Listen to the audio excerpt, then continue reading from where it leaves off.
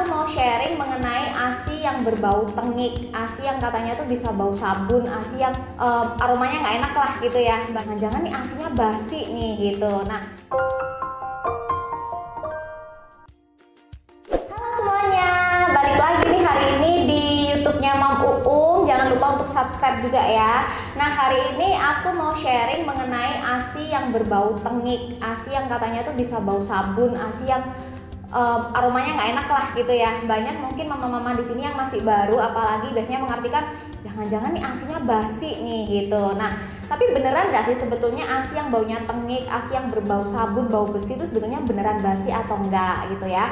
Jadi sebetulnya ASI yang berbau tengik itu disebabkan karena enzim lipase di dalam tubuh kita yang cukup tinggi gitu. Nah, bisa hilang nggak? Ada caranya nggak supaya enzim lipasenya itu jadi rendah atau jadi hilang atau aslinya jadi baunya nggak tengik? Ada ya caranya, tapi tidak bisa menghilangkan enzim lipase itu dalam tubuh kita, karena itu kan udah termasuk bagian dari proses di dalam tubuh kita seperti itu. Jadi memang setiap ibu itu nggak sama, ada yang punya kelebihan khusus gitu ya, kita diberikan enzim lipase berlebih, akhirnya itu tadi jadi bikin ASInya mungkin ASI perah yang udah dibekukan terus didinginkan itu akhirnya jadi beraroma seperti itu tadi. Tapi sebetulnya kalau semisal selama itu hanya aroma saja ya dan tidak mempengaruhi rasa, itu aman untuk diberikan ke si kecil, dan tidak semua baby itu menolak ASI yang berbau tengik, Mam ya. Jadi bukan berarti kalau ASI kita misal nih, ini pertama kali kita mau kasih ASI beku yang udah dicairkan ke anak kita, terus kita baunya tengik, udah mending nggak usah dikasihin ke anak kita. Jangan, dicobain dulu, siapa tahu anaknya mau gitu ya.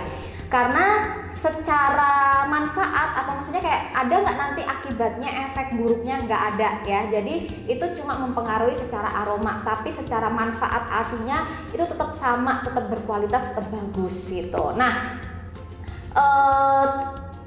yang harus jadikan catatan itu kalau misal ASI kita berbau asam, sama ya kalau misal kita punya susu segar, kita beli susu sapi gitu ya contohnya, terus didiemin kan, kalau basi itu ada aroma asam dan rasa asam, itu baru basi. Tapi kalau cuma aroma tengik, bau sabun, bau besi, sedangkan dirasa itu aman, itu sebetulnya tidak ada masalah untuk diberikan si kecil.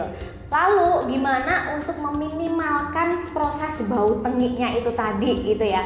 Nah, sebetulnya ada cara namanya itu scalding. Jadi scalding itu suatu proses di mana kita memanaskan ASI kita. Jadi begitu ASI itu diperah gitu ya, kita langsung panasin ASI kita. Dipanasin di kompor dengan api yang kecil sampai di pinggir-pinggirnya itu berbuih. Jadi tidak sampai mendidih ya, Mam ya, sampai pinggir-pinggirnya itu berbuih. Terus setelah itu didinginkan, lalu baru dibekukan. Jadi ya setelah diperah, dipanasin dulu di kompor sampai berbuih, tidak sampai mendidih, didinginkan baru dibekukan. Nah, proses itu tadi yang akan mematikan enzim lipase kita. Jadi menonaktifkan sebetulnya, bukan mematikan, menonaktifkan gitu. Nah, memang secara gizi gitu ya, kan kalau udah lewat proses pemanasan pasti ada yang berkurang.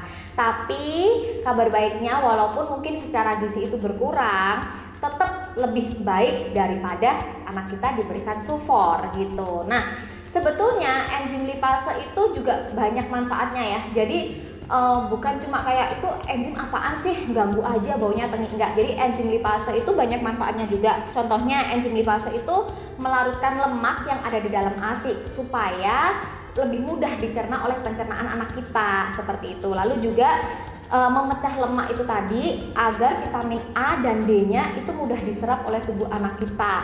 Selain itu, ternyata si enzim lipase ini juga melumpuhkan protozoa yang dapat menginfeksi si kecil. Nah, jadi sebetulnya maybe ya memang secara aroma tengik, tapi sebetulnya manfaatnya juga banyak di dalamnya. Jadi nggak perlu disesali kalau semisal kita punya ASI yang berbau tengik. Jujur aku pun juga lipasenya tinggi gitu ya. Tapi ya anak aku memang menolak ASI, tapi Marvel memang menolak semua ASI. Jadi walaupun itu ASI perah, ASI yang udah dibekukan semuanya ditolak, memang dia full cuma mau nenen gitu. Jadi untuk mami-mami di sini yang semisal memang kalian mempunyai ASI yang berbau tengik, nggak usah putus asa, nggak usah bingung-bingung gitu ya, dicobain dulu ke anaknya. Kalau memang anaknya mau, puji Tuhan. Tapi kalau memang anaknya nggak mau, ya bisa kita lakukan dengan proses scalding itu tadi.